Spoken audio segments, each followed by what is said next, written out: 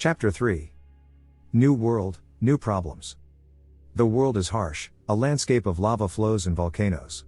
The air is strangled by clouds and gases, and supercharged particles cause sporadic lightning strikes to destroy bedrock and reinvigorate dead flows. Although, not all the lightning was caused purely by atmospheric disturbances. Tsanch! The former emperor of mankind screamed, slamming his, or rather, her, hooves into the ground. This is your attempt at defeating me? What are you, some kind of child? I should have hunted you down and killed you first instead of going after that horse Lanch. She planted her hooves and drew as much energy as possible, in an attempt to smash her way back into the immaterium. However, in her rage, she drew too much energy and was blasted back, the ground shattering as she hit. The emperor groaned and pulled herself up from the ground, small bits of rock falling off her back. Stuck in the body of a female Xenos, tossed through the immaterium, stranded on some barren speck of rock. Some victory this is.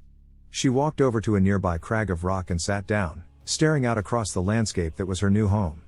Seeing nothing better to do, she opened her soul to the immaterium, hoping to glean any sort of information as to where exactly she was. She found nothing. The immaterium was, for lack of a better term, clear. Where there were storms of emotion and the corruption of demons, there were now calm pools of energy. Small tremors that could be mistaken for demonic presence came and went in the blink of an eye, dying out from the lack of emotions to sustain themselves. Even the oppressive void of the hive mind was gone, the sound of innumerable monstrosities no longer echoing throughout the immaterium. Still, there was some advantage to having the immaterium being so calm. With no demons to worry about, she could utilize more warp energy than she normally could. How to properly channel and store that energy would have to be worked out later, but for now she was content to know her powers had increased. She recalled her soul, looking around again at the wasteland she resided in. The threats of the old world are gone, she said, thinking long and hard upon the implications. Perhaps I have been looking at this wrong. With the ruinous powers scattered, the hive mind vanished, and no other Xenos to be seen, I can rebuild. She smiled as images of a new Imperium, shining bright and pure as the rising sun, flashed through her mind. She saw cities of industrious people, all working together to build the Imperium, protected by thousands of devoted and beloved guards and soldiers. All of humanity, working as one. For a leader who looked like some geneticist's worst nightmare. No more humans. They served me well, but they must go on without me. I shall create new followers to rebuild my Imperium. The Chaos Gods thought they cursed me, she chuckled. But now I am in a position and have the power to build the universe to my design. She smiled, plans for her new empire already forming in her head. First, though, this world is too harsh. She looked up at the sky once more, watching the clouds of smoke drifting along. It's said that Earth was allowed life when a second planet crashed into it while it was still young. I could recreate that phenomenon. Tapping into the immaterium once more, she searched her new realm for a planet or planetoid of sufficient size. Several she found would have worked, had they not been so far away, and the closest ones she did find were too small to have much effect. Finally she found one. It was about the size of Mars, and similar in color to Holy Terra. Its normal path would cause it to fall into the system's sun, but its gravitational pull was weak enough that a sufficient nudge from the warp could shift it to a more desirable orbit. Releasing her soul once more, the Emperor drifted through the immaterium until she arrived at the planet, drawing as much warp energy as she could muster and aiming it at the planet's surface. An outside viewer would have seen nothing, just a strong wind blowing across the planet's surface. Those exposed to the warp, be they psyker or demon, would have seen the Emperor beating against the planet with her wings, waves of warp energy washing over the planet below. Slowly, the planet began to shift, set on a collision course for the Emperor's dwelling. Exhausted, and with most of her warp energy depleted, the Emperor returned her soul to her body, standing as she did so. This world shall have life, as I have commanded it. Now, I must prepare the ground. Years went by as the planets slowly drifted towards each other. For the first 5 years, she began to make adjustments to the system around her, pushing and pulling every asteroid, planet, even the sun, just to make it perfect. When that was finished, she spent another 5 years meditating and studying her new body. This was no easy task, and she now knew where to put the oceans due to the number of times she crashed attempting to fly. Flying aside, she had figured out that the horn she carried was very efficient at conducting warp energy, and much safer than her normal methods of manipulating the warp. The last 5 years had been different. With no real tasks to do, and having mastered her new form, She took to carving effigies of the chaos gods out of the rock and blasting them to pieces with her powers. She had just finished constructing a statue of Seanch, the raven figure glaring at her as she prepared her assault, when she came to a realization. "This must be what boredom feels like," she said, casually knocking the statue over and walking away. "How could my followers do this, sitting alone in their little rooms and praying for my presence?" She sighed, sitting down near a small pool of lava. "At least when I was in the throne I had the Astronomicon to maintain, and what do I have now? Rocks," she sighed again, swatting a pebble into the lava. That pebble proved her inspiration, for after it had sank, the depression formed the shape of a bird before vanishing. She looked at the pool for a moment before smiling and getting back on her hooves. "Beings of flesh and blood cannot yet survive, but a creature of fire can prosper. It shall be my icon, my companion as I raise a new world." Her smile widening, she reached out with her power and plucked a fist-sized clump of magma from the pool, quickly forming it into the shape of a bean. Satisfied, she turned her head and plucked a smaller feather from her right wing, levitating it so it floated next to the bean. "I now grant you the gifts of fire, life, and flight. By my side you shall fly, and by fire you shall renew yourself." Channeling more warp energy, she flattened the bean and wrapped it around the feather, the lightweight fibers proving no match for the intense heat of molten rock. As the feather melted, the bean began to twist and quiver, shifting as the transformation took hold. There was a flash followed by a shriek, and the Emperor watched as her first creation took wing. It was a spectacular thing, a mighty raptor in red and gold feathers. Flames danced from the tips of its feathers as it flew, soaring over the land and diving amongst the crags and cliffs. It circled once more before landing in front of the Emperor, staring up at her as if trying to comprehend what the being before it was. "You are my firebird, and you shall be amongst the greatest of my creations." Now, she raised her left foreleg. "Come, for there is more we must do to prepare this world." The bird stared at the Emperor for a moment before squawking and flying off, leaving the Emperor very confused and a bit angry. "No, I said come, not fly. Return to me at once." The bird squawked again and disappeared. Growling, the Emperor spread her wings and took flight, chasing after her troublesome companion. "Cease this foolishness, bird." The two raced through the sky, breaking through clouds of smoke and diving between volcanoes. The Emperor was powerful, but the bird was fast and kept well ahead of her. Occasionally it would stall, allowing her time to catch up, before shooting off again and leaving small fleck of fire in the Emperor's face. As her frustration mounted, the bird became more crafty, doubling back and dropping down on her from above. "I do not want this to continue. If you will only listen." The bird swooped down again, throwing her sense of direction off for a moment. "I said you should." There was another shriek as the bird dove behind a rock. "Be still." The Emperor roared, her voice shattering rocks and causing lightning to split the earth.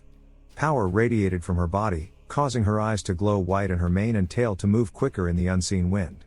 The bird landed on the ground in front of her, unfazed by the show of power. "Listen to me. I do not want to deal with your evasive actions.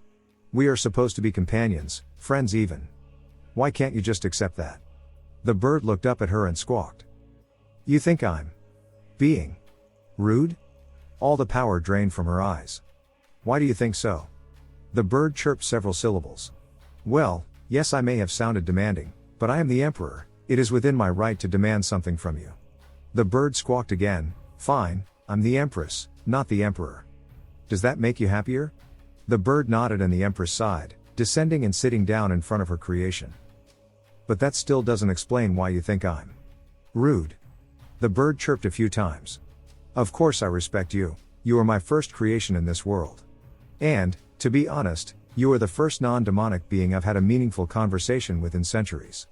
More squawking. "Lonely? I am never alone. My soul is fortified and the will of humanity is at my back. Or at least it would be if humans still existed in this realm." She sighed again. "Don't worry, in a few centuries I'll have new followers to lead. Since you seem to be more free-spirited than I anticipated, you may leave me if you so desire." The bird shook its head and flew over to the Empress, landing on her back and stroking its beak against her neck. "I guess that means you'll stay." The bird nodded. "Very well, we shall guide my followers together. But first, what shall I call you?" There was a pause before the bird chirped several times. "Philomena? That is a fine name worthy of your splendor." The Empress rose, Philomena remaining perched on her back. "Come, there is more to do to prepare this world for life." "Wait, That's where Philomena came from? Twilight asked. Celestia paused from her story and looked at the filly. Yes. Did your parents tell you otherwise? Ah. They said something about magic. Twilight shuffled her hooves again. Is that right? That is the closest approximation to the exact nature of the warp most ponies can think of. But yes, I did use my magic to bring life to this world. By crashing planets together? I can move the sun and moon with ease. I think I can handle something as simple as altering a planetoid's movement. But what about all the other living things? Twilight said, standing up. What about all the other birds, or lizards, or squirrels, or ponies? What about ponies? I created them as well, although it required a few other techniques I would rather not discuss right now. This caused Twilight to raise an eyebrow in confusion. Why not? It involves a lot of advanced sciences that haven't even been invented yet. I could understand, Twilight cried. I'm sure you could, but it is for the betterment of all ponies that I do not disclose them. Why? Remember those soldiers I told you about, the Astartes? Twilight nodded as Celestia continued.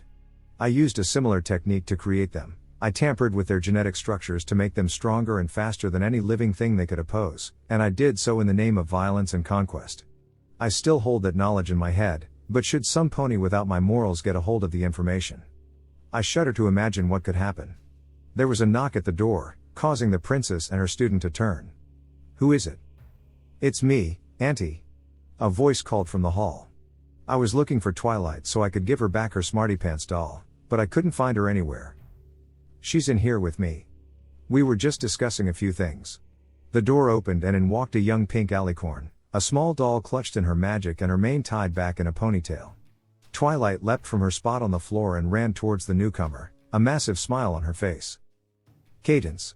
Twilight squealed, grabbing her foal-sitter in the biggest hug she could manage. The two held each other before breaking off for their secret greeting.